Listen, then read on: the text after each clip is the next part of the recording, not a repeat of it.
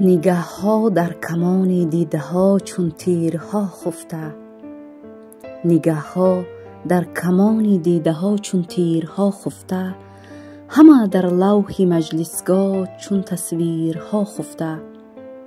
نمی جنبد کسی از جای هیکل گشته را ماند، ز خواب این همه تقدیرها تدبیرها خفته.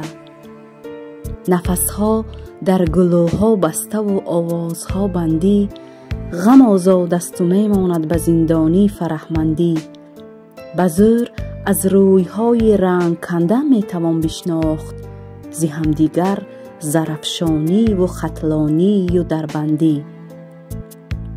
نخواهد دیدن دیدار گرمی را یگان سردی، به سرسبزی بدوزد چشم رشک‌آلوده‌اش زردی. نمی ماند بدی پا در قدم جایش نهد نیکی، کمان مردی نمی خواهد که جای یابد جوان مردی.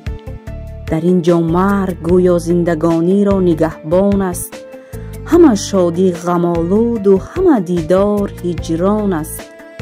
کسی در شیشه چشم نخواهد عکس خود دیدن، در این دیدن فریب و راستی و درد و درمان است. فشار از هر طرف تهدید مرگاور، ندارد آدمی بر آدمی در روزی بد باور. سیاست بازی بسیار دشوار است، آسان نیست جوابی پرسشی بازیگران را دادنی داور.